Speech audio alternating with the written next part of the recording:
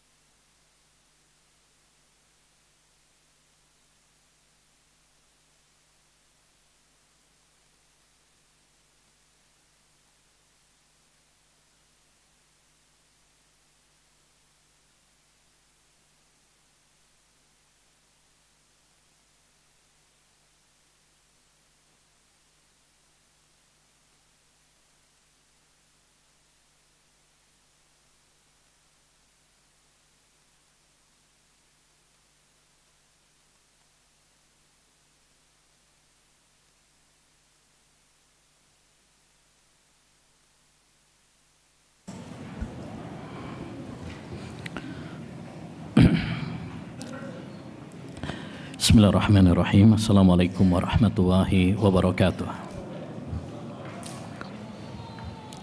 Alhamdulillahirabbil alamin. Wa bihi nasta'in ala umurid dunya waddin. Wassalatu wassalamu ala asyrafil anbiya'i wal mursalin. Nabiyyina Muhammad wa ala alihi wa sahbihi ajma'in. Wa man ihtada bihudah wattaba atharahu ila yaumiddin, amma ba'd.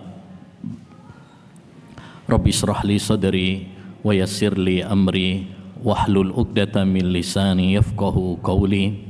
Allahumma inna nas'aluka ilman nafi'a wa rizqan thayyiba wa amalan mutaqabbala. Ayyuhal ikhwah wal akhwat, kaum muslimin wal muslimat yang semoga senantiasa dirahmati dan diberkahi oleh Allah Subhanahu wa taala. Kita lanjutkan pembahasan kita pada kitab 40 hadis seputar tazkiyatun nufus, kesucian hati. Dan seperti yang telah kita sampaikan sebelumnya, bahwa mengkaji tentang tazkiyatun nufus adalah masalah yang sangat penting, karena kesucian hati adalah timbangan di sisi Allah Subhanahu wa taala. Dan kesucian hati adalah salah satu visi misi dakwah para nabi dan rasul. Dan kesucian hati adalah merupakan kunci kebahagiaan seorang hamba di dunia dan di akhirat. Dan kebanyakan muskilah, problematika di kalangan manusia, termasuk di kalangan para penuntut ilmu, adalah karena masalah hati. Adanya iri hati, adanya kesombongan, adanya cinta kepada dunia, cinta popularitas dan lain sebagainya. Oleh karenanya sangat penting bagi kita, terutama bagi para penuntut ilmu, untuk terus mengkaji tentang tazkiyatun nufus, agar Allah Subhanahu wa taala melembutkan hati kita, agar Allah Subhanahu wa taala mensucikan hati kita. Jangan sampai kita lebih perhatian dengan penampilan, dengan casing, tapi kita tidak memperhatikan dengan kesucian hati kita. Pada pertemuan sebelumnya telah kita bahas 4 hadis, dan sekarang kita masuk pada hadis yang ke-5 insyaallah ta'ala. Bismillahirrahmanirrahim. Hadis yang ke-5, menjaga kemurnian ibadah dari noda riya. An Mahmud bin Labid radhiyallahu anhu qala, dari sahabat Mahmud bin Labid, semoga Allah SWT meridhoinya. Qala, beliau mengatakan, qala Rasulullah sallallahu alaihi wasallam, Rasulullah sallallahu alaihi wasallam bersabda, inna ahwafa ma akhafu alaikum asyirkul asghar. Sesungguhnya yang aku khawatirkan kepada kalian Ini menunjukkan betapa sayangnya Nabi Muhammad kepada umatnya, sehingga beliau khawatir hal-hal yang tidak baik kepada umatnya. Beliau mengkhawatirkan hal-hal yang menjerumuskan mereka kepada kebinasaan di dunia dan di akhirat. Beliau begitu peduli dengan kita, sehingga di dalam hadis ini beliau mengkhawatirkan kalau umatnya terkena penyakit apa? Syirik kecil. Qalu wa masyirkul ashar, apa syirik kecil itu wahai Rasulullah? Qala riya. Rasulullah SAW menjawab, yaitu ar-riya. Hadis ini ayyuhal ikhwah rahimani wa rahimakumullah menjelaskan kepada kita agar kita semuanya hati-hati dan waspada dari penyakit riya, karena dia termasuk kesyirikan yang menodai tauhid seorang hamba. Ya, ini termasuk syirik kecil yang menodai kejernihan dan kemurnian tauhid seorang hamba. Apa itu riya? Riya yaitu menampakkan amal perbuatan agar dilihat oleh manusia, agar dipuji dan disanjung oleh manusia. Ya, dia sholat supaya nanti disanjung oleh orang. Dia sedekah supaya dipuji oleh orang sebagai orang yang dermawan. Dia haji supaya nanti dipanggil Pak Haji dan lain sebagainya. Ini namanya termasuk syirik, ya, syirik kecil yang bernama riya. Dan riya ayyuhal ikhwah macam-macam. Riya ya bisa pada ucapan. Ya, riya bisa terjadi pada ucapan. Kalau dia misalkan membaca Al-Qur'an atau menjadi imam dengan harapan supaya orang mengatakan kepadanya, Masya Allah, suaranya apa? Merdu sekali, indah sekali. Saya sudah lewat nih kayaknya. Ya, nah ini termasuk apa? Riya. Taib. Termasuk riya juga dalam perbuatan. Kalau seorang misalkan sedekah supaya dipanggil apa? Orang yang dermawan. Seorang yang sholat supaya dibilang ahli ibadah, ya, dan lain sebagainya. Atau riya juga bisa dengan ya teman. Kalau dia berteman dengan orang-orang hebat, ya, kalau dia berteman dengan tokoh-tokoh ya yang terkenal, sehingga Masya Allah, supaya dia dibilang Masya Allah, ini ya temannya aja Masya Allah tokoh-tokoh hebat. Oh, ini ustadz-ustadz yang datang, ya, luar biasa. Sehingga ketika seorang berniat untuk mendapatkan sanjungan-sanjungan seperti itu, maka itu termasuk bagian dari riya. Tapi perlu diingatkan di sini ada beberapa hal yang itu bukan termasuk riya, tapi sebagian orang memandang itu adalah riya. Ya, contoh misalkan adalah ketika seorang itu semangat beribadah ketika bertemu dengan orang-orang yang ahli ibadah. Apakah itu termasuk riya? Jadi orang ini misalkan malas aslinya, tapi begitu dia masuk dalam komunitas yang semangat ibadah, ya, masuk pesantren jadi semangat. Dia pas umroh ketemu dengan orang-orang yang semangat beribadah, jadinya dia semangat. Apakah itu termasuk riya? Tidak.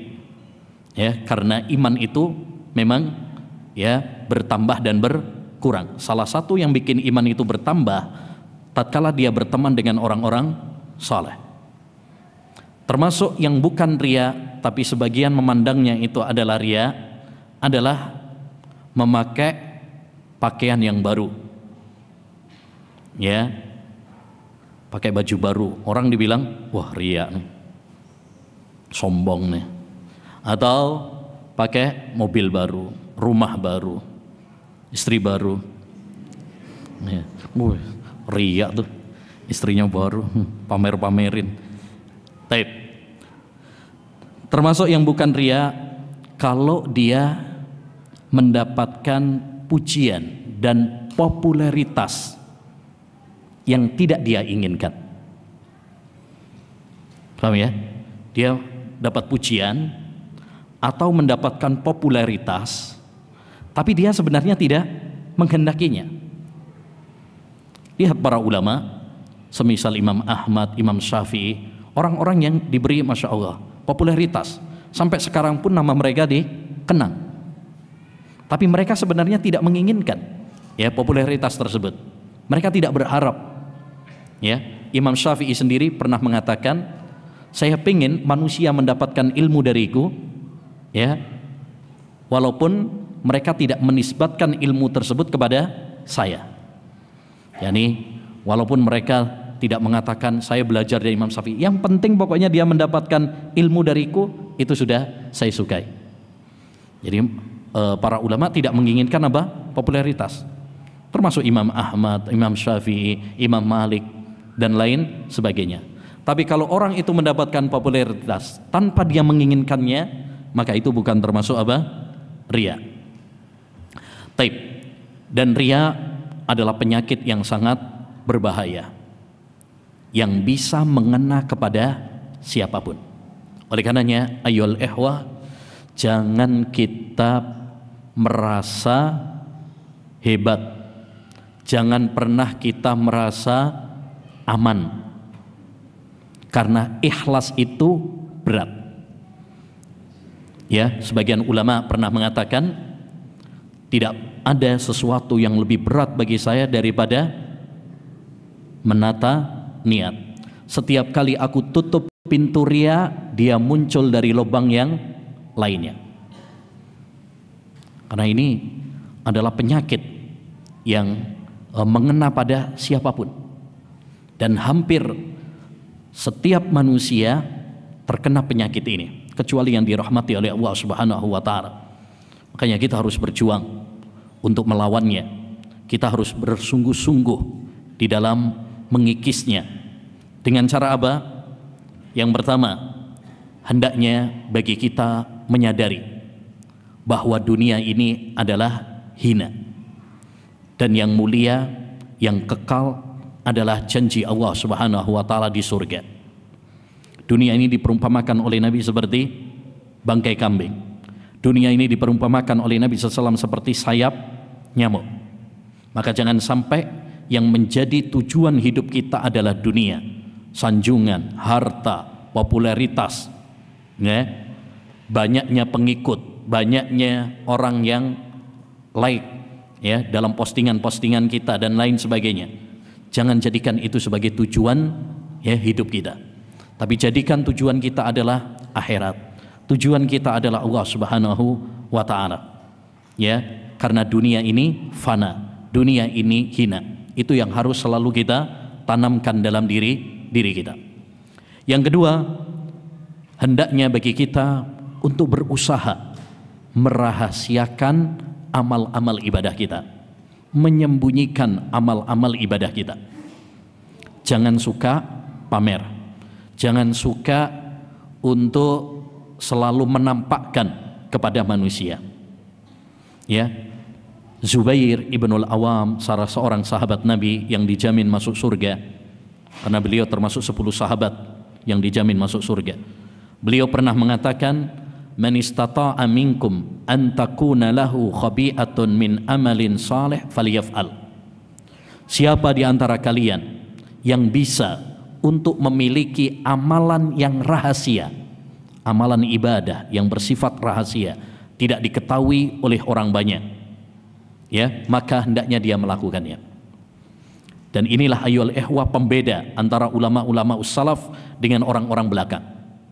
Ulama-ulama ussalaf dahulu mereka sangat menyembunyikan amal perbuatan mereka.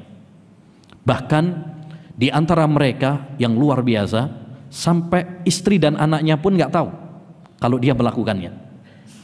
Yang ada di antara mereka misalkan bersedekah, istrinya aja nggak tahu. Ada di antara mereka bahkan yang puasa, istrinya aja nggak tahu. Padahal istri yang biasanya mestinya tahu ya, dia menyiapkan. Caranya bagaimana? Ya, caranya dia ketika ada seorang ulama, ketika dia berangkat kerja dia bawa bekal dari istrinya, tapi bekalnya itu bukan dia makan, dia kasihkan orang. Pulangnya nanti menjelang maghrib, istrinya nyiapkan makanan, disangkanya karena nggak puasa, padahal sebenarnya itu adalah untuk buka puasa. Ya, yang ketiga di antara kiat agar kita bisa melawan penyakit riya ini adalah dengan berjuang melawan riya, jihad melawan riya. Karena seperti yang sudah kita sampaikan juga sebelumnya, bahwa melawan riya ini bukan sesuatu yang mudah. Kenapa? Karena seorang harus menghadapi dua musuh. Yang pertama adalah setan. Setan akan membengkokkan niat kita. Ya, setan akan menanamkan dalam diri kita, ya, untuk riya, suka pujian dan lain sebagainya. Yang kedua yang akan kita hadapi untuk menghadapi riya adalah hawa nafsu sendiri. Ini lawan yang kedua yang sangat berat, yaitu hawa nafsu. Karena hawa nafsu manusia suka mendapatkan apa? Pujian. Siapa sih yang nggak senang kalau dipuji? Biasanya orang kalau dipuji, masya Allah, ya terbang, kadang lupa daratan. Ya, kalau dibully nangis, itu manusiawi.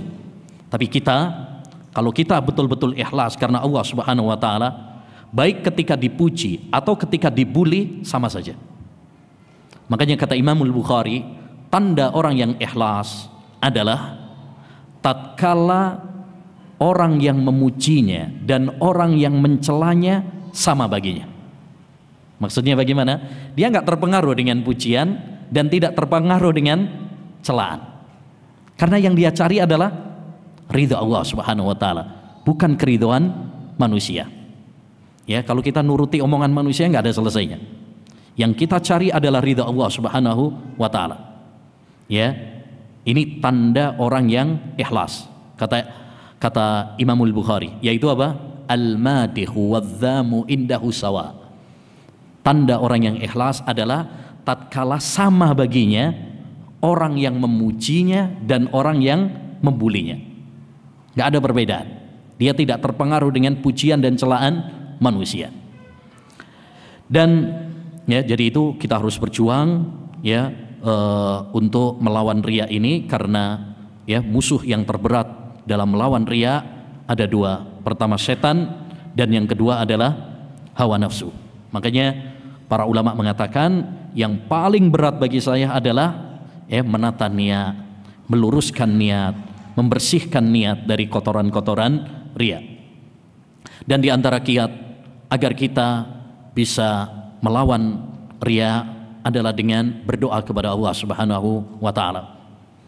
Kita meminta kepada Allah Subhanahu wa Ta'ala pertolongan agar kita diberi keikhlasan, agar hati kita dibersihkan dari kotoran-kotoran, termasuk kotoran ya riya.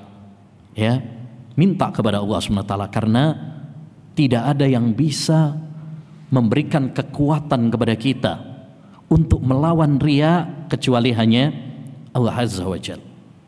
Ya, maka sering-seringlah berdoa kepada Allah Subhanahu wa Ta'ala, ya, terutama di waktu-waktu yang mustajab, agar Allah Subhanahu wa Ta'ala membersihkan hati kita. Makanya di antara doa yang diajarkan oleh Nabi, Allahumma ati nafsi taqwaha wa zakkiha anta khairu man zakkaha. Ya Allah, bersihkan hatiku, berikan ketakwaan kepadanya, bersihkanlah ia, karena tidak ada yang membersihkan hatiku kecuali hanya Engkau. Dan di antara kiat agar kita bisa melawan riya adalah dengan membaca ayat-ayat dan hadis-hadis yang menganjurkan kepada kita untuk ikhlas dan menganjurkan kita untuk waspada dari riya. Ya. Dan itu sudah dibukukan oleh para ulama dalam kitab-kitab khusus. Seperti misalkan ada kitab niyat, Ibnu Abi Dunya, atau Kitabul Ikhlas, kitab tentang ikhlasan, itu dikumpulkan ayat-ayat yang menganjurkan kita untuk ikhlas. Atau Kitabut Targhib wat Tarhib karya Al-Mundhiri, itu ada hadis-hadis tentang anjuran agar kita ikhlas dan peringatan-peringatan dari riya, ya. Salah satu contoh misalkan hadis yang hendaknya menjadi perhatian dan cambuk bagi kita semuanya agar kita waspada dari riya adalah hadis dalam riwayat Muslim dari Abu Hurairah radhiyallahu an, di mana Nabi SAW menceritakan ada 3 golongan yang pertama kali diseret ke neraka. Ada 3 golongan yang diseret pertama kali oleh Allah Subhanahu wa taala ke neraka. Siapa mereka? Mereka bukan para mafia, mereka bukan orang-orang bandar narkoba, pembunuh, pezina, tidak. Mereka adalah orang-orang yang secara zahir adalah orang-orang yang melakukan amal-amal mulia. Yang pertama kali apa? Orang yang jihad. Jihad, mengorbankan nyawa, mengorbankan harta, mengorbankan keluarga. Yang kedua, orang yang membaca Al-Quran. Yang ketiga, orang yang sedekah. Masya Allah. Bukankah jihad amalan yang mulia? Bukankah membaca Al-Quran amalan yang utama? Bukankah sedekah amalan yang agung di sisi Allah Subhanahu wa taala azza wa jal? Tetapi kenapa mereka malah diseret ke neraka? Karena kehilangan ikhlas. Karena mereka riya. Yang satu jihad supaya dipanggil pahlawan, pemberani. Membaca Al-Quran supaya dipanggil qari, merdu suaranya. Yang ketiga, sedekah supaya dipanggil dermawan. Akhirnya mereka diseret ke neraka waliyahzubillah. Maka hadis-hadis seperti ini ayyuhal ikhwah sering untuk kita baca agar kita ikhlas dan terhindar dari riya. Dan di antara kiat juga agar kita terhindar dari riya adalah berteman dengan orang-orang yang ikhlas, orang-orang yang saleh. Karena seorang itu terpengaruh dengan temannya. Ketika melihat orang-orang yang ikhlas, maka kita pun akan berupaya bagaimana kita bisa meniru mereka. Bagaimana kita berusaha meniru mereka. Sering kita sampaikan sebuah hadis, al-mar'u ala dini khalilihi. Seorang itu berdasarkan agama temannya. Teman memiliki pengaruh yang sangat besar, maka selektiflah dalam berteman.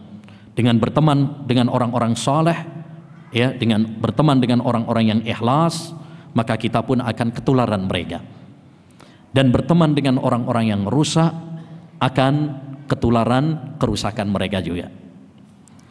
Baik, berikutnya hadis yang ke-6, kesucian hati dengan sunnah, bukan dengan perbuatan bid'ah. Beliau membawakan hadis tentang nasihat perpisahan Nabi alaihi salatu wassalam, wasiat perpisahan Nabi. Dan ini sebenarnya sudah pernah kita bahas pada hadis buku sebelumnya, yaitu 40 hadis manhaj Ahlus Sunnah wal Jamaah. Oleh karenanya mungkin nanti kita tidak perlu memperpanjang, nanti kita sampaikan saja korelasi hubungannya dengan tazkiyatun nufus. Anil Irbad ibni Sariyah radhiyallahu anhu qala, dari sahabat Irbad bin Sariyah, semoga Allah Subhanahu wa taala meridhoinya. Qala, beliau mengatakan, sallalana Rasulullah sallallahu alaihi wasallam. Rasulullah SAW pernah salat mengimami kami. Dalam riwayat yang lain maksudnya adalah salat subuh. Rasulullah pernah salat mengimami kami, yakni pada salat subuh. Summa aqbala alaina, kemudian Rasulullah menghadap kami. Fawa'adhana mau'idhatan balighah. Lalu Rasulullah menasihati kami dengan nasihat yang mendalam. Di sini diambil faedah bolehnya seorang imam memberikan tausiah, memberikan nasihat singkat, ceramah singkat setelah sholat, jika memang itu dibutuhkan. Tidak mengapa, karena jamaah itu juga butuh untuk apa? Ya, tausiah, butuh untuk nasihat. Rasulullah SAW menasihati kami dengan nasihat yang sangat mendalam. Dzarafat lahal a'yun, ya, air mata kami menetes karenanya, yakni mendengar nasihat Nabi tersebut. Wa wajilat minhal quluba, dan hati kami terenyuh, bergetar dibuatnya. Ya, yakni Rasulullah SAW saat itu memberikan nasihat yang sangat menyentuh sekali. Ya, karena ini salah satu wasiat perpisahan. Disebutkan Nabi menasihatkan kalimat ini, yaitu sepulang beliau dari Hajjatul Wada, haji perpisahan. Jadi detik-detik sebelum Nabi SAW meninggal dunia. Karena Nabi SAW setelah Hajjatul Wada itu sekitar 81 hari beliau meninggal dunia. Tidak lama daripada itu Nabi SAW meninggal dunia. Maka Nabi SAW memberikan nasihat dengan nasihat yang tentunya nasihat yang ikhlas, nasihat yang penuh dengan cinta dan kasih sayang. Sebuah nasihat apabila disampaikan dengan keikhlasan, disampaikan dengan penuh cinta dan kasih sayang, maka itu akan betul-betul apa? Ya, betul-betul akan mengena. Oleh karenanya pernah dikatakan kepada Hamdun Al-Qassar, ma balus salafi anfa min kalamina. Kenapa ucapan-ucapan para ulama salaf lebih bermanfaat daripada ucapan kita? Beliau menjawab, li'annahum takallamu liridhar rahman wa izzatil islam.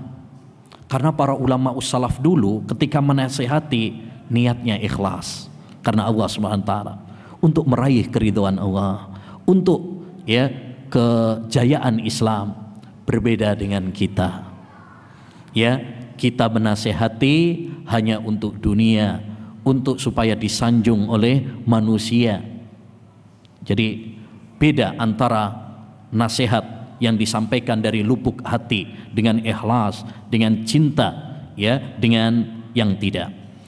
Dari hadis ini juga dapat kita ambil faedah betapa lembutnya hati para sahabat, sehingga ketika mereka mendengar untaian nasihat Nabi SAW, mereka pun apa? Bergetar hatinya dan menangis. Ya, kenapa? Karena hati para sahabat adalah hati yang lembut, hati yang bersih, sehingga gampang nangis. Ya, pernah dikatakan oleh ulama us-salaf, araqqun nasi quluban aqalluhum dzunuban. Orang yang paling lembut hatinya adalah orang yang sedikit dosanya.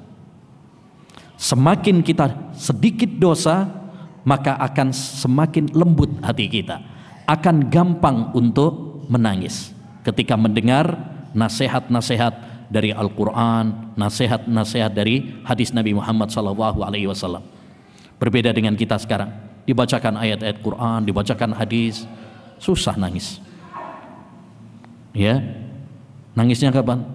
Kalau nggak punya duit baru nangis, berantem sama istri baru nangis. Tapi dibacakan ayat Quran, dibacakan hadis, ya sulit untuk nangis. Ini menunjukkan bahwa hati kita hati yang keras. Apa yang membuat hati kita keras? Tumpukan dosa. Ya, semakin banyak dosa semakin keras hati. Semakin sedikit dosa akan semakin lembut hati kita. Ya, dan kalau hati sudah lembut, maka dia akan gampang meneteskan air mata. Qulna aw qalu ya Rasulullah ka'anna hadhihi mau'izatu muwaddi'in fa'usina. Kata para sahabat, wahai Rasulullah, seakan-akan ini adalah nasihat orang yang berpamitan, berilah kami wasiat. Ya, karena memang ini disampaikan oleh Nabi saat selesai dari Hajjatul Wada. Ya, sudah ada tanda-tanda kalimat-kalimat bahwa Nabi SAW akan meninggal dunia. Ya, pada saat haji saja Nabi sudah mengatakan, kayaknya ya saya tidak tahu apakah saya akan bertemu dengan kalian tahun depan apa tidak. Itu kalimat-kalimat yang merupakan tanda bahwa Nabi SAW akan meninggal dunia. Lalu Nabi SAW berpesan, usikum bitaqwallah wassam'i watta'ah wa in kana abdan habasyiya. Aku wasiatkan kepada kalian untuk bertakwa kepada Allah, melaksanakan perintah-perintahnya, menjauhi larangan-larangannya, serta mendengar dan taat kepada pemimpin, walaupun yang memimpin kalian adalah budak dari Habasyah. Jadi wasiat Nabi dua ya. Yang pertama apa? Takwa. Ini untuk kebahagiaan di akhirat. Wasiat yang kedua, mendengar dan taat kepada para pemimpin. Ini untuk kebahagiaan di dunia. Ya, karena dengan taat kepada para pemimpin akan terwujudkan keamanan. Kalau negara aman, maka kita bisa beribadah dengan tenang. Ikhwan, ya, kita harus mensyukuri nikmat keamanan di negeri kita ini. Dengan keamanan ini kita bisa ngaji, kita bisa sholat, kita bisa bekerja, beraktivitas dengannya. Coba antum bandingkan dengan saudara-saudara kita di Palestina, di Gaza, ya, tiap hari dibom, ya, mereka tidak bisa merasakan ibadah dengan nyaman, ya. Taib. Jadi ini dua hal yang sangat ditekankan oleh Nabi sallallahu alaihi wasallam dalam wasiatnya. Bahkan beliau mengatakan, saya wasiatkan kepada kalian mendengar dan taat kepada pemimpin, walaupun pemimpin kalian adalah budak dari Habasyah. Padahal budak itu boleh nggak jadi pemimpin? Nggak boleh. Budak itu tidak boleh jadi pemimpin. Salah satu syarat pemimpin di dalam Islam adalah harus merdeka. Tapi di sini untuk penekanan, andai saja yang jadi pemimpin itu tidak memenuhi syarat, tetap wajib bagi kalian untuk apa? Mendengar dan taat. Ya, misal contoh yang lain. Salah satu syarat pemimpin di dalam Islam harus laki-laki. Kalau misalkan yang jadi pemimpin adalah perempuan, wajib taat. Ya. Salah satu syarat pemimpin dalam Islam adalah harus sehat walafiat, tidak boleh cacat. Tapi kalau misalkan qaddarallah, takdirnya adalah yang jadi pemimpin adalah yang cacat, tetap wajib bagi kalian mendengar dan taat. Dan Indonesia punya sejarah, pernah dipimpin perempuan, pernah dipimpin yang cacat, ya. Nah itu. Padahal sebenarnya sesuai karakter dalam Islam, kriteria di dalam Islam itu tidak memenuhi apa? Ya, persyaratan. Fa innahu may ya'is minkum, dan semua itu tujuannya apa? Kenapa kita harus taat walaupun itu nggak memenuhi persyaratan? Tujuannya tadi untuk menjaga keamanan suatu negara. Ya. Kemudian kata Nabi, fa innahu may ya'is minkum yara ba'di ikhtilafan katsira. Siapa yang hidup setelahku nanti, setelah Nabi meninggal dunia, maka dia akan melihat perselisihan yang banyak.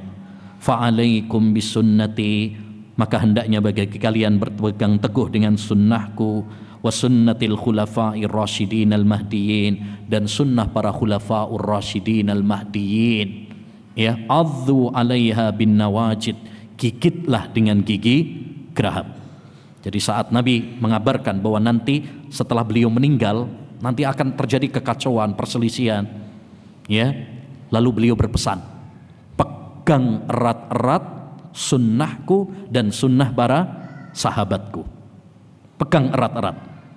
Bahkan kata Nabi, gigitlah dengan gigi geraham. Gigi geraham itu gigi paling belakang. Maksudnya apa? Kita harus memegang sunnah Nabi dan sunnah para sahabat itu dengan kuat. Ya, karena gigi geraham itu kalau kita gigit pakai gigi geraham itu kuat. Berbeda kalau gigit pakai gigi depan. Tarik dikit, copot.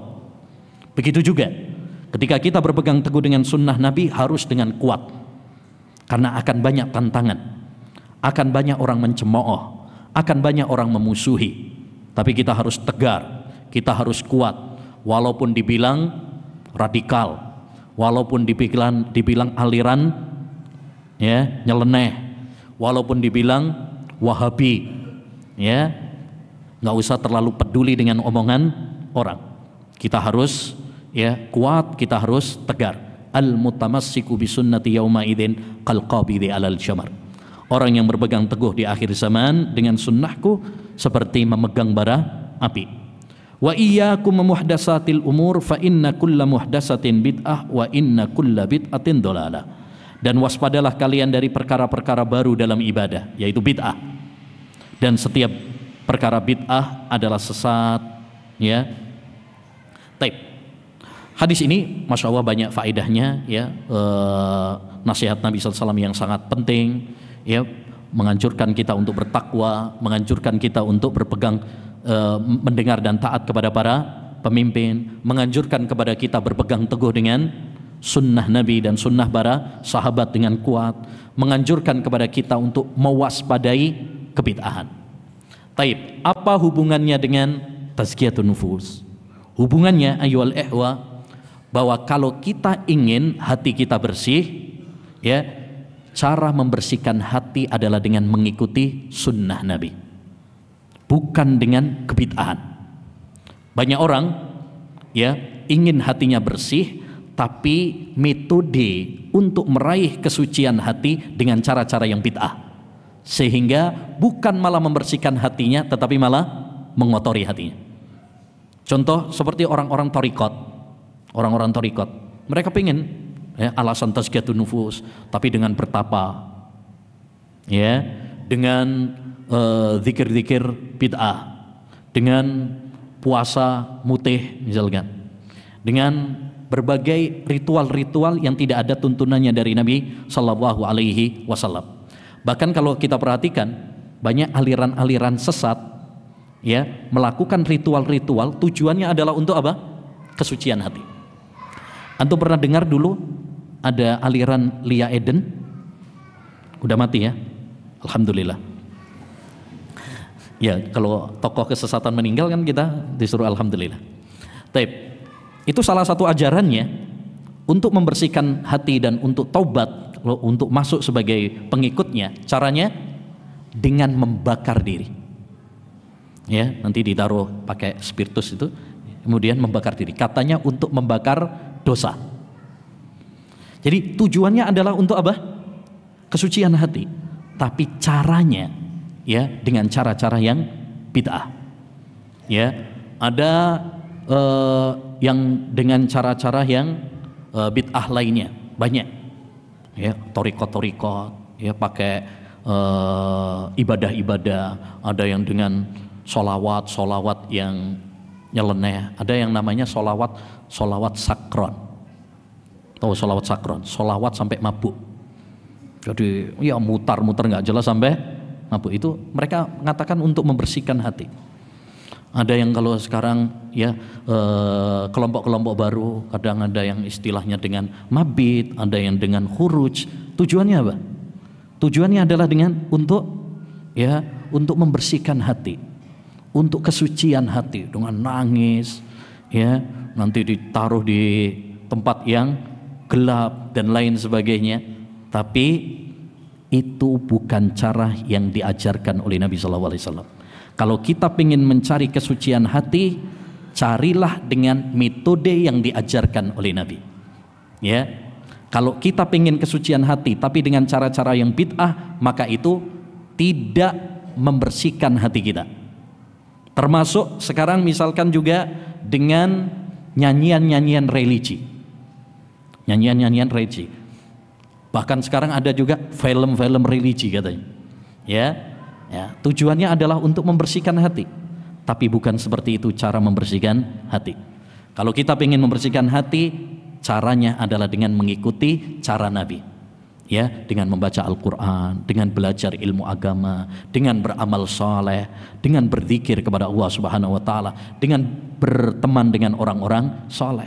Adapun dengan ritual-ritual ibadah yang tidak ada tuntunannya dari Nabi, maka sekali lagi itu bukan malah membersihkan, tetapi malah apa? Mengotori. Ya, bid'ah itu mengotori hati, bukan membersihkan hati. Bahkan dahulu para ulama mengatakan bid'ah lebih disayangi oleh iblis, dicintai oleh iblis daripada maksiat. Seperti Sufyan ats-Tsauri dan yang lainnya. Bid'ah itu lebih dicintai oleh iblis daripada maksiat. Kenapa? Karena kalau orang melakukan bid'ah, dia merasa benar, susah taubatnya. Tapi kalau orang itu berbuat maksiat, dia sadar kalau dia salah, sehingga pintu taubat lebih gampang baginya. Nah, insyaallah nanti kita lanjutkan setelah salat. Wassallallahu wasallam ala nabiyina Muhammad wa ala alihi washabbihi ajmain.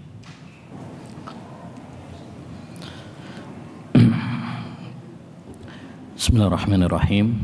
Alhamdulillah wassalatu wassalamu ala Rasulillah wala haula wala quwata illa billah. Amma ba'd. Tadi hadis yang ke-6 telah kita bahas, yang intinya hadis ini memberikan kepada kita beberapa faedah penting, dan saya cukupkan dengan yang berkaitan dengan tazkiyatun nufus. Yang pertama adalah di antara faedah dari hadis ini, jernihnya hati para sahabat, sehingga mereka ketika mendengar nasihat bergetar hatinya dan meneteskan air mata. Dan kejernihan hati para sahabat disebabkan apa? Sedikitnya dosa-dosa mereka. Yang kedua, di antara faedah dari hadis yang mulia ini adalah bahwa kesucian hati adalah dengan mengikuti metode sunnah Nabi alaihi salatu wassalam, bukan dengan kebid'ahan. Jadi bid'ah membuat hati kita malah keras dan kotor, bukan malah bersih. Hal yang menunjukkan kepada kita dalil bahwa kebersihan hati adalah dengan mengikuti Nabi alaihi salatu wassalam, bukan dengan kebid'ahan.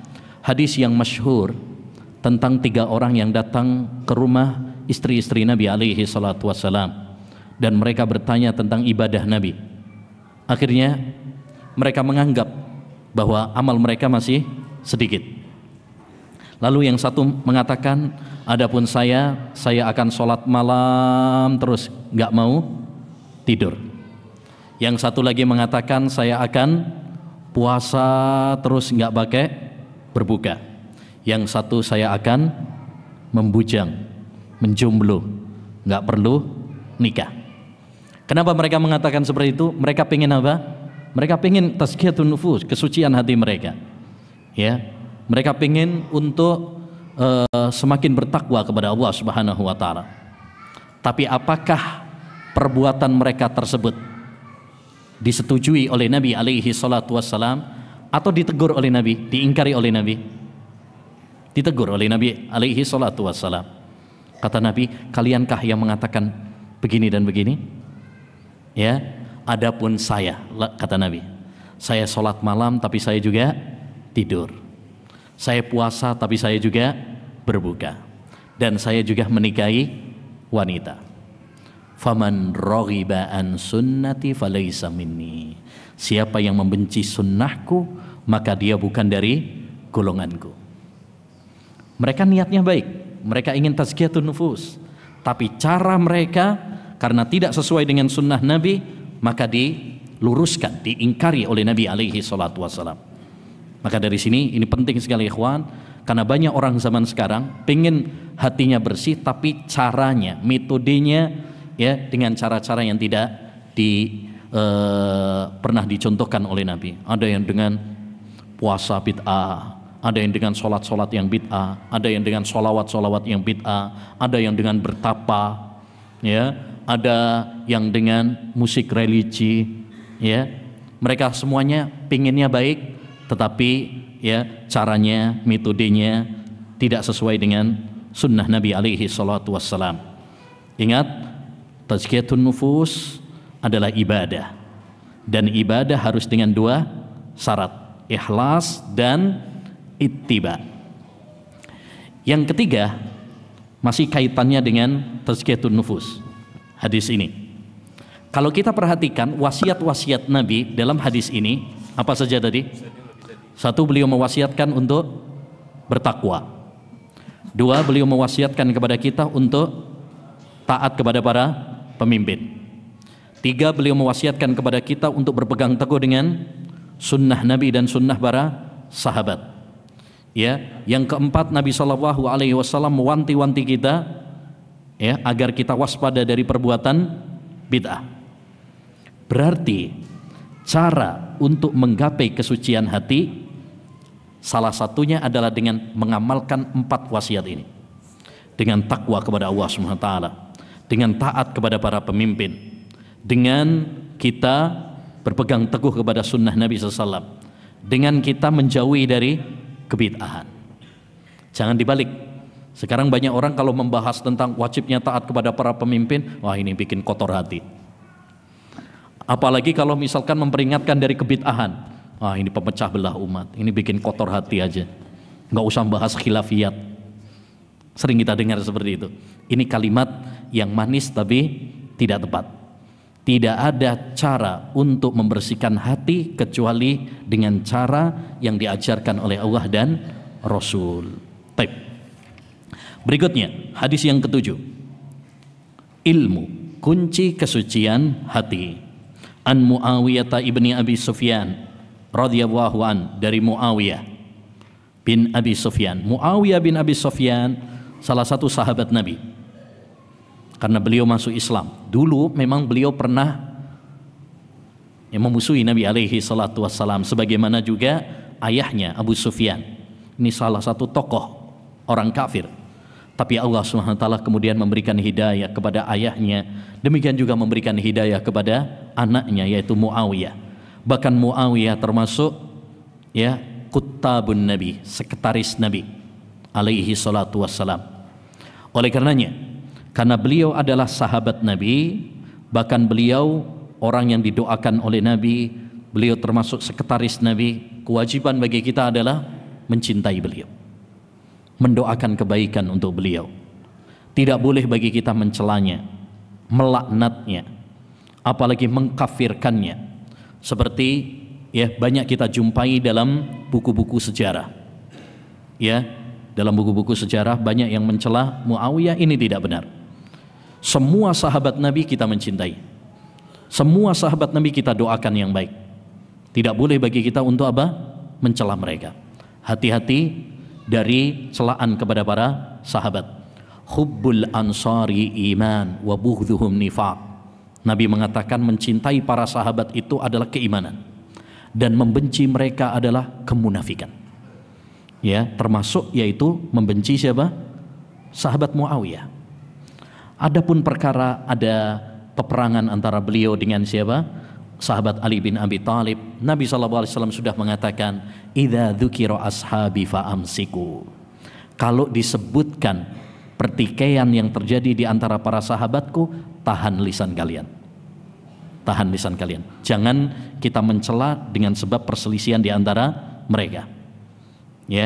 Jangan sampai misalkan kita mencintai Ali kemudian malah menuding Muawiyah, mencela Muawiyah, atau kita mencintai Muawiyah kemudian mencela Ali bin Abi Thalib. Tidak. Kita katakan mereka semuanya adalah para sahabat Nabi, orang-orang yang diridhoi oleh Nabi SAW. Kebaikan mereka lebih banyak daripada kesalahan mereka. Anggaplah ada salah satu di antara mereka yang keliru, kekeliruan mereka tidak sepadan dengan jasa-jasa dan kebaikan mereka. Air laut tetaplah suci walaupun tercampur najis. Di laut itu ada najisnya apa tidak? Ada. Kadang ada orang yang kencing di sana, ada orang yang BAB di sana, ada orang yang mungkin buang softtek di sana. Tapi apakah itu menjadikan air laut najis? Tidak. Kenapa? Karena air suci laut jauh lebih banyak ketimbang najis yang mengenanya. Ini memberikan faedah kepada kita. Jika seorang itu jasanya banyak, kemudian dia tergelincir dalam beberapa masalah, maka jangan sampai kesalahan itu menutupi kebaikan yang banyak tadi. Taib.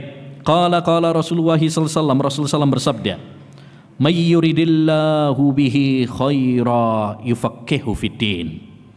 Barang siapa yang dikehendaki oleh Allah Subhanahu wa taala kebaikan untuknya. Dan kebaikan di sini umum. Kebaikan di dunia dan kebaikan di akhirat. Karena khaira di sini nakirah, umum. Kebaikan di dunia dan kebaikan di akhirat. Apa tandanya kalau dia dikehendaki oleh Allah kebaikan? Yufaqihu fiddin. Tanda kalau orang tersebut dikehendaki oleh Allah kebaikan adalah kalau Allah fahamkan dia tentang agama. Kalau dia diberi kemudahan oleh Allah SWT memahami agama, belajar ilmu agama, memahami Al-Quran, memahami sunnah, hadir dalam majelis-majelis ilmu, maka itu pertanda bahwa Allah sedang apa? Menghendaki kebaikan untuknya di dunia dan di akhirat. Maka hadis ini menunjukkan kepada kita faedah. Ya, faedahnya adalah bahwa tanda kalau Allah menghendaki kebaikan bagi seorang hamba manakala difahamkan tentang ilmu agama. Jadi kalau kita dimudahkan untuk belajar ilmu agama, hadir dalam majelis-majelis ilmu, ya, kita dimudahkan untuk mempelajari Quran, mempelajari hadis, maka bersyukurlah. Sebab itu adalah tanda kalau Allah sedang apa? Menghendaki untuk kita.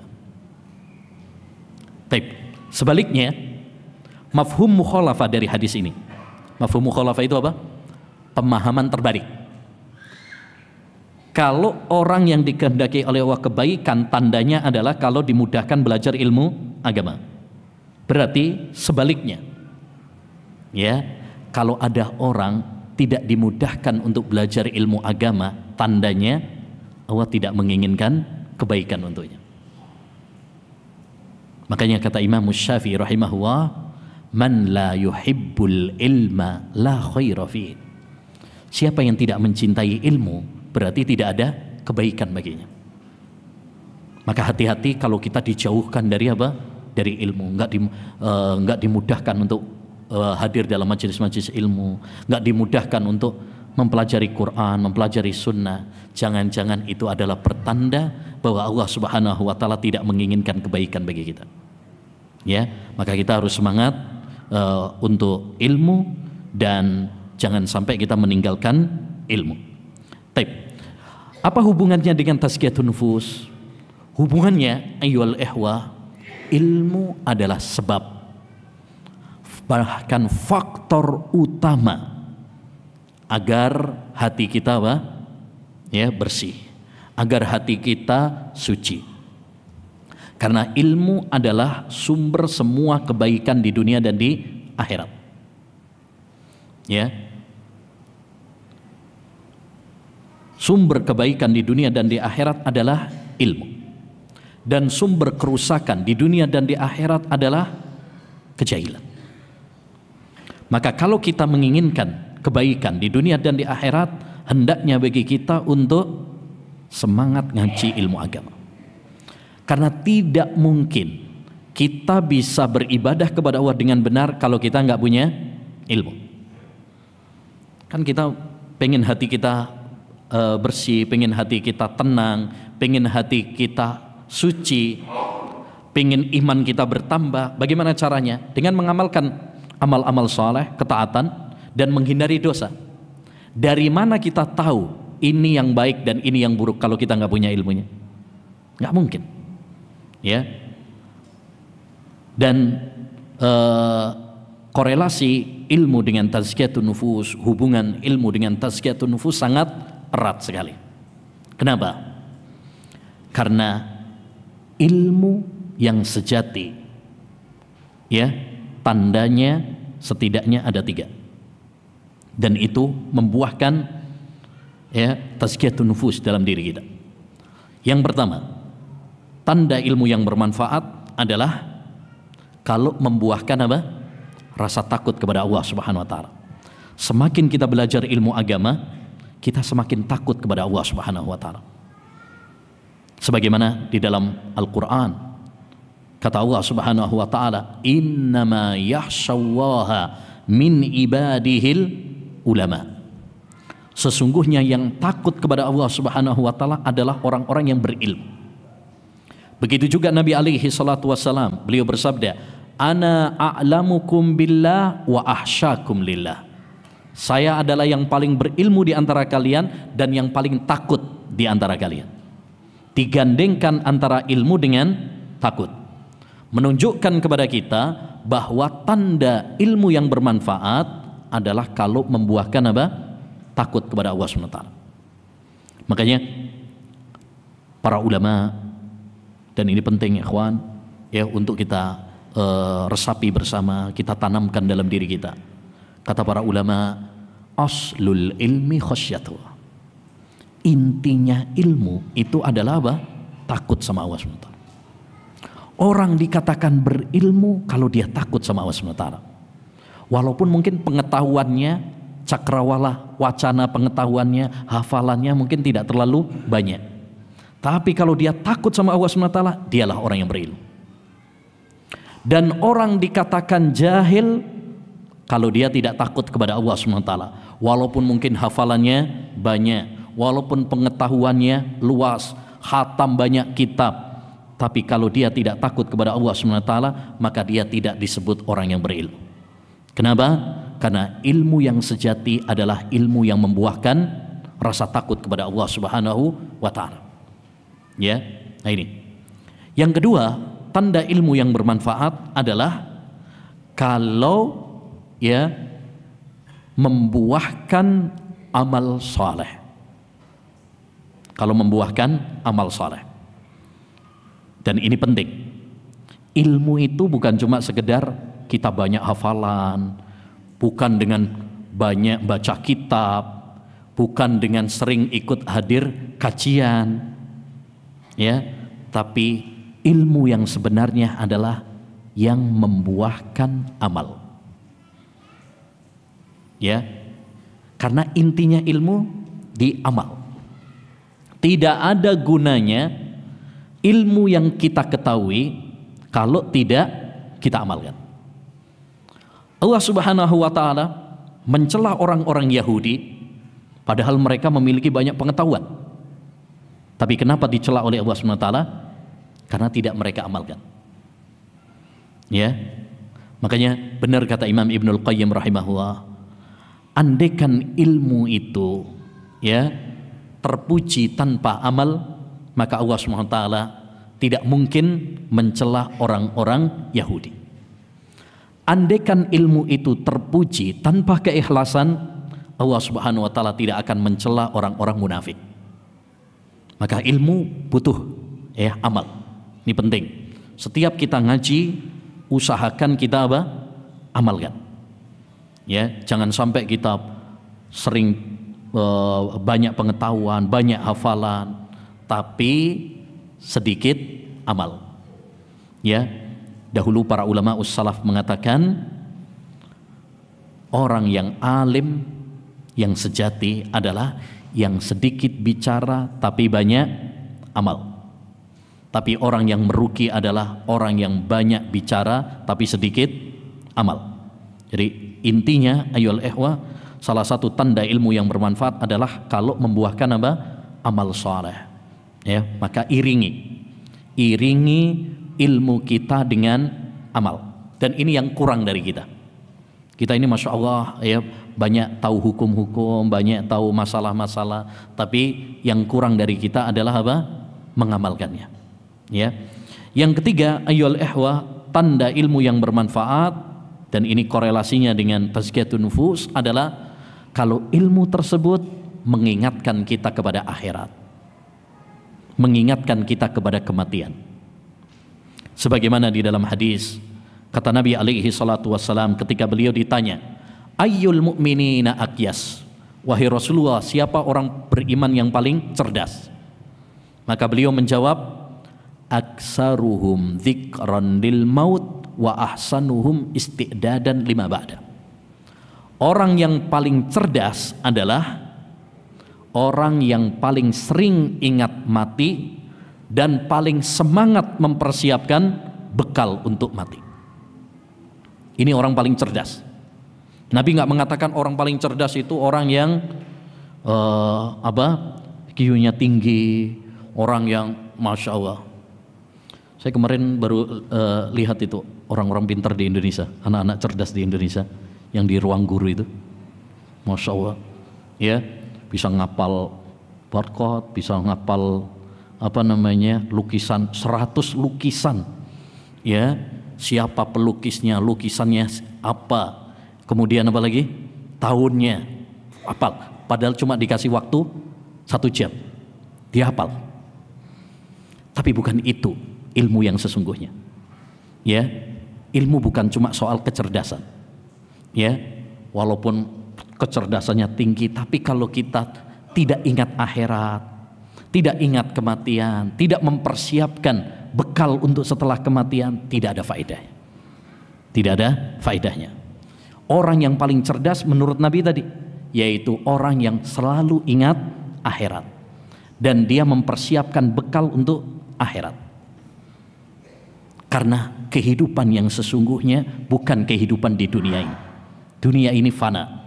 Kita cuma sebentar di dunia ini, nggak lama kita di dunia ini. Ya, kita harus memikirkan apa? Kehidupan yang abadi, yaitu di kampung akhirat. Maka orang yang cerdas adalah orang yang tidak tertipu dengan gemerlapnya dunia. Tetapi yang dia pikirkan adalah bagaimana nasibnya nanti di akhirat yang kekal dan abadi. Itu yang harus kita pikirkan kalau kita ingin menjadi orang yang cerdas. Ya, walaupun mungkin SD nggak lulus, walaupun mungkin dia nggak punya gelar, walaupun mungkin nggak populer, tapi kalau dia belajar ilmu agama, kemudian dia beramal untuk akhirat, ya tidak tertipu dengan gemerlapnya dunia, dialah orang yang cerdas, dialah orang yang berilmu. Sebaliknya, walaupun mungkin dia tadi, ya seperti anak-anak yang cerdas tadi, masya Allah, apalannya luar biasa. Andaikan itu dipakai untuk ngapal Quran, dipakai untuk ngapal hadis, masya Allah, itu sangat bermanfaat sekali. Ya, tapi apa faedahnya kecerdasan kalau tidak dipakai untuk mendekatkan diri kita kepada Allah Subhanahu wa taala. Berikutnya hadis yang ke-8. An Abi Dzarrin Jundub bin Junadah wa Abi Abdurrahman Muadz bin Jabal an Rasulillah sallallahu alaihi wasallam qala. Dari Abu Dzar, nama asli Abu Dzar Jundub bin Junadah, dan Abu Abdurrahman Muadz bin Jabal. Kalau Abu Dzar ini masyhur dengan kunyah Abu Dzar Al-Ghifari, namanya malah kurang masyhur. Kalau Muadz bin Jabal masyhur dengan nama, masyhur dengan nama. Jadi ada sebagian sahabat itu masyhur dengan kunyah, seperti Abu Bakar As-Siddiq. Mungkin malah kita jarang yang tahu nama aslinya, tapi beliau terkenal dengan kunyah Abu Bakar. Ada yang terkenal dengan nama, Utsman bin Affan, Umar bin Khattab, malah kurang terkenal dengan kunyah. Taib. Qala an Rasulillah sallam qala, bahwasanya Rasulullah sallam bersabda. Ini menasehatkan dua sahabat ini. Tapi ini bukan dalam satu waktu ya. Ini dua sahabat yang meriwayatkan masing-masing. Kadang Nabi menasihatkan kepada sahabat Abu Dzar, kadang Nabi menasihatkan kepada sahabat Muadz bin Jabal. Cuma di sini digabung karena memang isinya sama. Apa nasihat Nabi sallallahu alaihi wasallam kepada dua sahabat tersebut? Ittaqillaha haitsuma kunta. Bertakwalah kamu kepada Allah Subhanahu wa taala dimanapun berada. Wa adbi'is sayyi'atal hasanata tamhuha. Iringilah kesalahan, dosa dengan amal kebaikan, niscaya akan menghapusnya. Wa khaliqin nasa bi khuluqin hasan, dan pergaulilah manusia dengan akhlak yang baik. Ini nasihat yang sangat bagus sekali. Nasihat Nabi kepada sahabat Muadz bin Jabal. Ini nasihat dari seorang Nabi kepada sahabat yang dia cintai. Karena Muadz bin Jabal ini orang yang sangat dicintai oleh Nabi. Sampai beliau pernah mengatakan, wallahi ya Muadz inni la uhibbuk. Demi Allah wahai Muadz, saya mencintaimu. Dan Nabi SAW pernah bonceng beliau. Dan sahabat kalau dibonceng oleh Nabi itu tandanya dia sangat dekat. Ada beberapa sahabat yang pernah dibonceng oleh Nabi, ya, ada sekitar 30-an sahabat. Ada buku menarik judulnya Ardafun Nabi. Sahabat-sahabat yang pernah dibonceng sama Nabi. Salah satunya siapa? Muadz bin Jabal. Ya, taib. Di sini Nabi SAW berwasiat 3 hal. Pertama, berwasiat dengan takwa. Apa itu takwa? Takwa yaitu kita melaksanakan perintah-perintah Allah Subhanahu wa taala dan menjauhi larangan-larangan Allah Subhanahu wa taala dengan ikhlas dan ittiba. Itu definisi takwa. Melaksanakan perintah-perintah Allah Subhanahu wa taala dan menjauhi larangan-larangan Allah Subhanahu wa taala dengan ikhlas dan ittiba. Ya, dengan ikhlas dan ittiba ini penting karena ini 2 syarat diterimanya amal ibadah. Ya, oleh karenanya karena ikhlas karena takwa itu harus ikhlas dan ittiba, maka Tidak dinamakan takwa kecuali jika diiringi dengan ilmu. Karena bagaimana mungkin kita melaksanakan perintah Allah dan menjauhi larangannya kalau kita nggak punya ilmu? Bagaimana mungkin kita akan bisa bertakwa sesuai dengan tuntunan Nabi ittiba kalau kita nggak belajar ilmu agama? Ya, makanya kata Hudzaifah ibnul Yaman atau Bakar bin Hunais, kaifa yakunu muttaqiyan man la yadri ma yattaqi. Bagaimana seorang akan bertakwa kalau dia nggak tahu ya dalam hal apa dia bertakwa? Kan melaksanakan perintah, menjauhi larangan. Mana larangan, mana perintah dia nggak tahu. Bagaimana orang dikatakan bertakwa kalau dia nggak punya ilmu? Ya, makanya ikhwan kembali kepada apa? Ilmu lagi. Ya, sumber ketakwaan adalah ilmu. Taib. Yang kedua adalah mengiringi kejelekan, kesalahan dengan amal kebaikan. Artinya, kalau kita terjatuh di dalam kesalahan, hendaknya bagi kita untuk mengiringinya dengan amal soleh. Karena innal hasanat yudhibus sayyi'at. Karena kebaikan itu bisa menghilangkan kesalahan-kesalahan. Ya, karena manusia nggak ada yang lepas dari kesalahan. Kita semuanya banyak dosanya. Tapi kalau kita terjatuh di dalam dosa, segera bertaubat. Ya, salah satu cara bertaubat adalah dengan mengiringinya dengan amal soleh. Ya.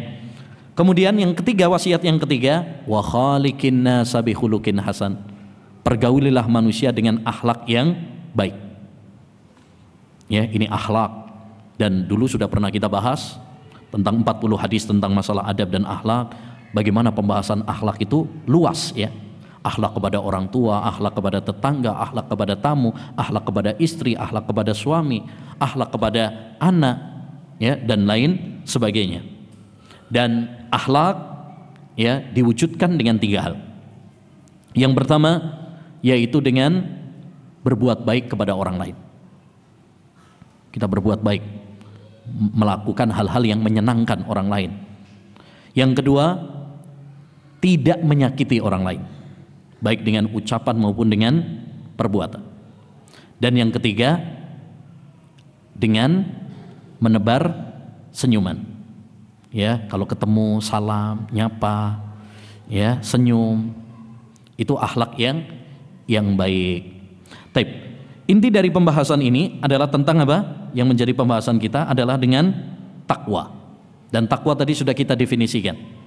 Itu definisi takwa yang paling bagus dari Talq bin Habib, yaitu melaksanakan perintah dan menjauhi larangan dengan ikhlas dan sesuai tuntunan Rasulullah SAW. Dan takwa ayyul ikhwah sangat penting. Banyak sekali keutamaan-keutamaannya. Banyak sekali keutamaan-keutamaan takwa ini. Saya sebutkan di antaranya saja. Di antara keutamaan takwa adalah mendapatkan solusi dalam setiap permasalahan kita dan mendapatkan rizki. Sebagaimana kata Allah dalam surat At-Talaq ayat 2 dan 3. Wa may yattaqillaha yaj'al lahu mahraja wa yarzuqhu min haitsu la yahtasib. Barang siapa yang bertakwa kepada Allah Subhanahu wa taala, maka Allah akan memberikan jalan keluar. Di saat kita ada permasalahan, baik masalah keluarga, masalah ekonomi, masalah apapun, kalau kita bertakwa kepada Allah Subhanahu wa taala, Allah akan berikan jalan keluar. Allah akan kasih solusi. Ya. Yang kedua, wa yarzuqhu min haitsu la yahtasib. Allah akan memberikan rizki kepadanya dari arah yang tidak dia sangka. Ya, mungkin nggak pernah terpikirkan oleh kita. Tahu-tahu ada yang transfer gitu aja. Nah, itu namanya apa? Memberikan rizki dari arah yang tidak dia sangka. Yang kedua, di antara faedah dari takwa juga adalah Allah Subhanahu wa taala akan memberikan kemudahan kepadanya. Wa may yattaqillaha yaj'al lahu min amrihi yusra. Barang siapa yang bertakwa kepada Allah Subhanahu wa taala, maka Allah akan memberikan apa? Kemudahan dalam urusan-urusannya. Maksudnya urusannya mudah, nggak ada kesulitan, lancar jaya, masya Allah. Dalam masalah apapun diberi apa? kelancaran, kemudahan. Itu kalau orang-orang yang bertakwa. Orang lain dikasih kesulitan, dia apa? Lancar. Dan di antara faedah dari ketakwaan, dia akan meraih surga. Sebagaimana dalam surat Ali Imran ayat 133. Wasari'u ila magfiratin min rabbikum wa jannatin arduhas samawati wal ard uiddat lil muttaqin. Bergegaslah kalian menuju ampunan Allah dan menuju surga yang luasnya seluas langit dan bumi, yang Allah siapkan untuk orang-orang yang bertakwa. Ya, maka ini menunjukkan bahwa orang-orang yang bertakwa mereka akan meraih apa? Surga. Dan di antara keutamaan takwa, dia adalah barometer kemuliaan di sisi Allah Subhanahu wa taala. Allah tidak melihat seseorang itu karena gantengnya, cantiknya. Bahkan kadang-kadang ganteng atau cantik bisa menjadi apa? Fitnah. Gara-gara ganteng, Nabi Yusuf alaihissalam digoda oleh Zulaiha. Ya. Bisa menjadi fitnah. Bahkan dulu ada di zaman Umar bin Khattab seorang pemuda namanya Nasr ibnul Hajjaj. Ya. Digundul oleh Umar bin Khattab karena apa? Karena gantengnya. Suatu saat beliau ronda malam, ya, ketemu sama seorang wanita mabuk. Karena dia apa? Kesemsem sama Nasr bin Hajjaj ini. Ya. Bagaimana caranya bisa menjadi kekasihnya? Akhirnya Umar bin Khattab pengen tahu siapa Nasr bin Hajjaj. Ternyata memang orangnya apa? Ganteng. Digundul sama Umar bin Khattab, tambah ganteng. Ya, akhirnya udah diasingkan. Jadi maksud saya, yang menjadi penilaian kemuliaan di sisi Allah bukan soal apa? Ganteng, cantik, kaya, ya, tapi inna akramakum indallahi atqakum. Orang yang paling mulia di sisi Allah adalah yang paling bertakwa di antara kalian. Surat Al-Hujurat ayat 13. Dan di antara keutamaan takwa juga adalah dicintai oleh Allah SWT. Meraih cinta Allah SWT. Dalam surat At-Taubah ayat 4 kata Allah Subhanahu wa taala, "Innallaha yuhibbul muttaqin." Allah itu mencintai orang-orang yang bertakwa. Ya. Di sini Allah bersama, atau Allah SWT mencintai. Kita tetapkan Allah itu punya sifat apa? Cinta. Allah mencintai. Cuma cintanya Allah tidak sama seperti cintanya makhluk. Dan di antara keutamaan takwa juga, Allah Subhanahu wa taala akan mengampuni dosa-dosanya dan memberikan pahala yang sangat besar kepadanya. Sebagaimana dalam surat At-Talaq ayat 5. Perhatikan ya, dalam surat At-Talaq banyak keutamaan-keutamaan tentang takwa. Ini menunjukkan kepada kita bahwa orang yang sudah bertekad untuk cerai tidak perlu panik. Kalau memang itu suatu pilihannya, bismillah. Nggak perlu untuk apa? Panik. Karena Allah berjanji memberikan keutamaan-keutamaan bagi orang-orang yang bertakwa. Taib. Kata Allah SWT, "Wa may yattaqillah yukaffir anhu sayyi'atihi wa yu'dzim lahu ajra." Karena banyak orang itu biasanya kalau mau cerai itu salah satu yang dipikirkan nanti gimana. Kalau memang itu pilihannya dan itu yang terbaik, ya, setelah istikharah, setelah musyawarah, maka ya tidak perlu untuk apa? Khawatir. Yakinlah bahwa orang-orang yang bertakwa maka Allah SWT akan bersamanya. Allah akan menolongnya. Barang siapa yang bertakwa kepada Allah, Allah akan ampuni dosa-dosanya dan Allah akan melipat gandakan apa? Pahalanya. Tapi berikutnya, muraqabah, derajat yang tertinggi. An Umar bin Al-Khattab radhiyallahu anhu qala Nabi sallallahu alaihi wasallam lamma su'ila anil ihsan an ta'budallaha ka'annaka tarah fa in lam takun tarahu fa innahu yara. Dari Umar bin Khattab, dari Nabi sallallahu alaihi wasallam tatkala beliau ditanya tentang ihsan. Ini hadis yang panjang yang disebut dengan hadis Jibril, ya, yang datang kepada Nabi SAW dengan memakai baju putih, rambutnya hitam, ya, rapi, tidak ada tanda-tanda safar.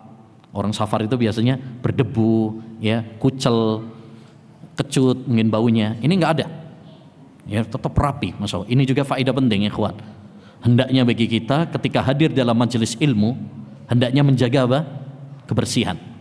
Kebersihan pakaian, kebersihan rambut, ya, kebersihan badan, itu dijaga sebagaimana Jibril mengajarkan kepada kita. Taib, jangan sampai nanti orang ketika dalam majelis ilmu terganggu karena temannya ya kecut baunya misalkan, belum mandi seminggu misalkan ini ya. Jadi kita harus menjaga kenyamanan tersebut. Taib, kata hadisnya panjang. Di situ bertanya tentang Islam, bertanya tentang iman, kemudian bertanya tentang ihsan, bertanya tentang kiamat, gitu kan? Tanda-tanda kiamat. Ini hadis yang panjang yang dijuluki oleh para ulama dengan Ummus Sunnah, induknya sunnah. Kalau Al-Fatihah induknya Al-Quran. Kalau hadis tersebut induknya hadis, induknya sunnah. Taib. Salah satu hadis tersebut bagiannya ini potongan ini, ya, penggalan, yaitu Nabi SAW ditanya oleh Jibril tentang ihsan, dan ini derajat yang paling tinggi. Agama itu dibangun di atas 3, Islam, iman, dan ihsan. Yang paling tinggi ihsan. Kemudian Nabi SAW menjawab, anta abudallaha ka'annaka tarah fa illam takun tarahu fa innahu yaraka. Ihsan adalah engkau beribadah kepada Allah SWT seakan-akan kamu melihatnya. Jika kamu tidak melihatnya, sesungguhnya Allah SWT melihat. Ini yang disebut dengan muraqabah. Apa muraqabah itu? Kita beribadah merasa diawasi sama Allah Subhanahu wa taala. Ya, dalam beribadah kita merasa diawasi sama Allah Subhanahu wa taala. Ini tingkatan yang paling tinggi. Ya, kenapa? Karena orang kalau merasa diawasi sama Allah SWT, satu, dia akan semangat dalam melaksanakan perintah-perintahnya. Kita ilustrasi sederhana ya. Karyawan kalau diawasi sama atasannya, sama bosnya, lebih semangat atau malas? Lebih semangat, takut dipecat. Ya kan? Itu ilustrasi sederhana. Taib. Yang kedua, orang kalau merasa diawasi sama Allah SWT, maka dia akan takut tatkala menerjang larangan-larangannya. Coba ilustrasi sederhana juga. Antum misalkan masuk ke toko atau Indomaret ya, yang ada tulisannya awas, ada CCTV. Berani nggak kemudian maling gitu? Ya, takut. Karena ada CCTV, ya, bisa dilaporkan ke polisi, nanti bisa diperkarakan. Itu baru diawasi CCTV dunia. Bagaimana kalau seorang hamba dia merasa diawasi oleh Allah Subhanahu wa taala, yang jauh lebih sempurna, lebih detail daripada CCTV dunia. Kalau CCTV dunia itu masih terbatas, tempatnya terbatas, pengawasannya terbatas, bisa dihapus, bisa error. Tapi Allah Subhanahu wa taala pengawasannya tidak terbatas. Maka kalau seorang hamba ya, dia merasa diawasi oleh Allah Subhanahu wa taala, dia akan semangat dalam beribadah. Dia akan takut kalau kemudian menerjang larangan-larangan Allah Subhanahu wa taala. Dan ini sangat penting, lebih-lebih di zaman kita sekarang. Di mana di zaman kita sekarang itu apa? Dimudahkan untuk melakukan maksiat dan dosa. Zaman sekarang ini kita lebih gampang melakukan maksiat dibandingkan zaman dulu. Zaman dulu orang mungkin mau maksiat agak susah. Zaman sekarang kita di kamar sendirian, buka HP, buka YouTube, banyak maksiat di situ. Gampang. Kalau kita nggak membekali diri kita dengan muraqabah, dengan ihsan ini, merasa diawasi oleh Allah SWT, takut sama Allah SWT, jebol pertahanan iman kita. Ya, kalau kita cuma takut sama manusia, misalkan suami takutnya cuma sama istri, istri takutnya cuma sama suami. Ketika dia pergi, nah, aman ya, istri nggak lihat, udah. Makanya banyak orang terjerumus di dalam kemaksiatan misalkan perselingkuhan. Karena apa? Dia cuma takutnya sama manusia. Pejabat misalkan, kenapa dia kemudian terjerumus di dalam korupsi? Karena dia takutnya sama KPK. Namanya KPK, masa dia bisa mengawasi 24 jam? Nggak mungkin. Ya, andaikan kita semuanya takut sama Allah SWT, merasa diawasi sama Allah SWT, maka kita akan malu untuk melakukan apa?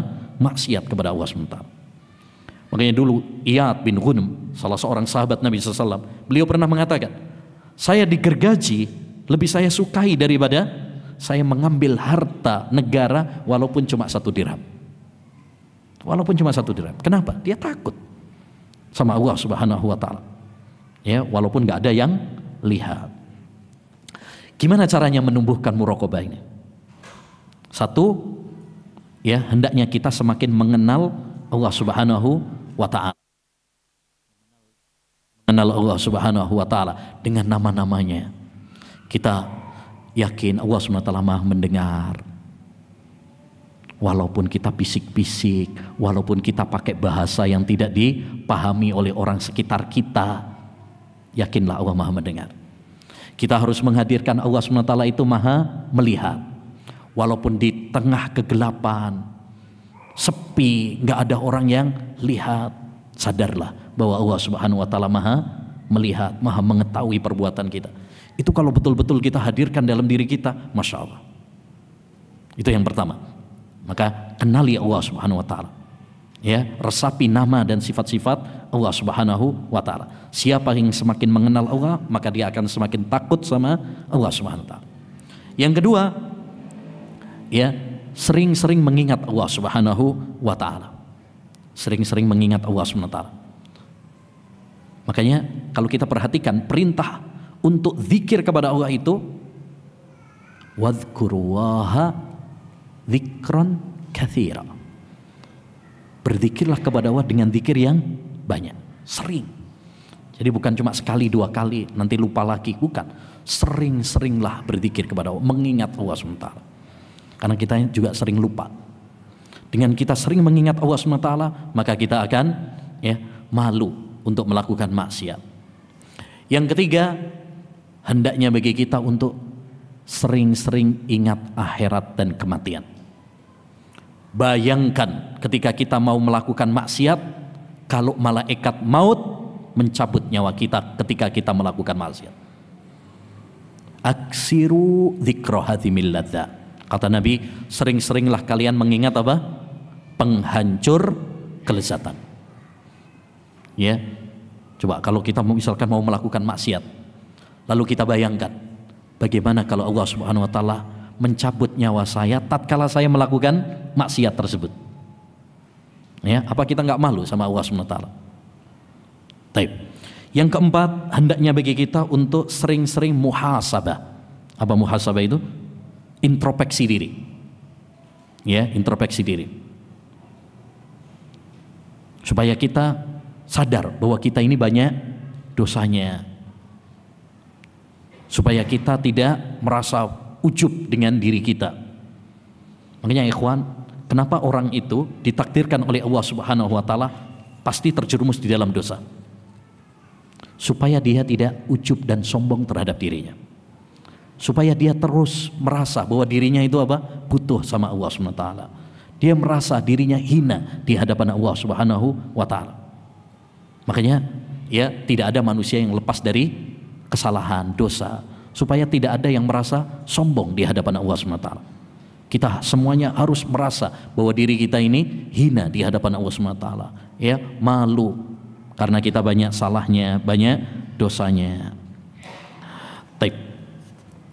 Sekira cukup. Insyaallah taala akan kita lanjutkan pada pertemuan berikutnya. Karena Rabu depan saya izin terlebih dahulu. Insyaallah ta'ala nanti kita lanjutkan pertemuan, berarti apa? Pokoknya setelah cuma sekali aja insyaallah. Rabu depan libur dulu, berikutnya lagi insyaallah ta'ala. Taib. Sebagai penutup sebelum kita tutup, kita murojaah sebentar. Yang bisa jawab ada hadiahnya. Ini dari Pak Tamir. Kita tambahin dikit. Taib. Tadi untuk ikhwan dulu ya. Akhwat ada nggak? Ada mic-nya nggak? Ada? Ada. Taib. Untuk ikhwan dulu lah. Taib. Ikhwan. Tadi kita sampaikan tanda ilmu yang bermanfaat. Masya Allah. Nah. Taib, menumbuhkan rasa takut kepada Allah SWT. Ahsant. Yang dua, mengingatkan kepada kita pada akhirat. Taib. Yang keempat, membuahkan amal. Jadi diamalkan, bukan cuma teori saja. Ahsant. Barakallahu fiik. Nanti ambil ya setelah kajian. Taib, yang kedua, taib. Ya. Taib. Pertanyaan yang kedua,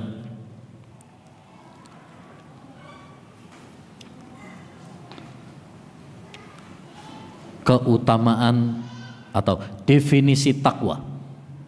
Siapa yang bisa?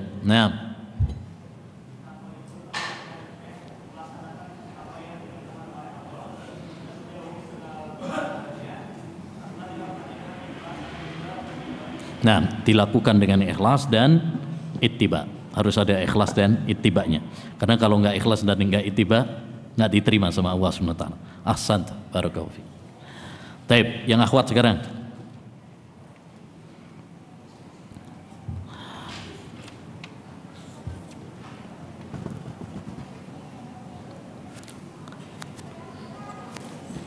Apa kiat-kiat mencharger iman? Dan apa sebab-sebab tergerusnya iman? Ini pelajaran Rebuh yang lalu. Sebab-sebab bertambahnya, cara mencharger iman dan sebab-sebab apa? Ya, yang menggerogoti iman. Assalamualaikum warahmatullahi wabarakatuh. Nah. Cara mengecas iman yaitu dengan tolibul ilmi, salah satunya berzikir kepada Allah dan mengikuti sunnah-sunnah Nabi. Dan yang menggerus iman itu adalah dosa dan maksiat atau bid'ah tadi. Itu bukan Ustaz? Sebagian kurang lengkap ini. Kemarin kita sebutkan berapa itu? Nah, Bismillah. Ya, yang bisa nyebutkan secara lengkap. Untuk menjaga iman, melakukan sebab-sebab yang bisa membuat iman kita bertambah. Yang kedua, melakukan sebab-sebab yang bisa menjaga agar tidak rusak. Yang ketiga, memperbanyak amal soleh. Yang keempat, membaca sirah Nabi. Yang kelima, merenungi syariat Islam dan keindahan makhluk-makhluk Allah. Yang menggerogoti keimanan. Yang pertama kejahilan, yang kedua lalai, ketiga teman-teman yang rusak, yang keempat cinta kepada dunia, yang kelima berbuat maksiat. Ahsan. Taib. Ini lebih lengkap. Taib. Taib, satu lagi. Kemarin kita sampaikan juga, ini pertanyaan yang pelajaran yang sebelumnya. Hati terbagi menjadi 4. Hati terbagi menjadi berapa? 3. Ya, ngetes saja. Taib. Hati terbagi menjadi 3. Sebutkan dan apa tanda-tanda hati yang sehat. Ayo.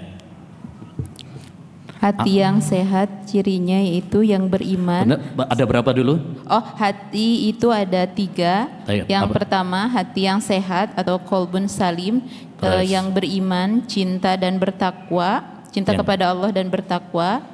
Yang kedua qalbun mayit atau hati yang mati, hati yang tidak beriman kepada Allah dan Rasulnya. Yang ketiga yaitu hati yang sakit, hati yang kadang semangat beriman, kadang maksiat. Betul. Tanda hati yang sehat dan tanda hati yang sakit. Tanda hati yang sehat yaitu yang selalu semangat untuk beramal soleh dan senantiasa mendekatkan dirinya kepada Allah dan bertakwa kepada Allah. Dan hati yang sakit yaitu yang sering lalai dan penuh dengan kemaksiatan. Singkat banget. Kemarin kita sebutkan berapa itu tanda-tandanya? Oh, tanda hati yang sakit tidak ada ketenangan atau galau. Tanda hati yang selamat menurut Ibnu Qayyim selalu tenang dan berzikir kepada Allah, senang untuk sholat, dia selalu ingat akhirat, tidak cinta dunia. Apabila dia lupa ibadah, dia merasa sedih dan rugi, selalu berupaya memperbaiki amal ibadahnya. Kalau hati yang sakit tandanya apa? Tanda hati yang sakit itu selalu galau dan stres. Yang kedua, malas untuk beribadah. Yang ketiga, kalau tidak terketuk dengan peringatan Allah Subhanahu wa taala. Yang keempat, cinta dunia dan lalai kepada Allah, serta tatkala hati kita lalai dari kematian. Nah, Masya Allah, lengkap ini catatannya. Itu antum tiru tuh, berarti nyatet dia. Nyatet. Coba kalau ikhwan, nyatet apa enggak? Nyatet ya. Tapi mungkin enggak sekomplit itu gitu ya. Taib. Qayyidul ilma bil kitabah. Catatlah ilmu dengan tulisan. Insyaallah taala nanti kita sambung lagi pada pertemuan berikutnya. Wassallallahu wasallam ala nabiyina Muhammad wa ala alihi wa sahbihi ajmain. Assalamualaikum warahmatullahi wabarakatuh.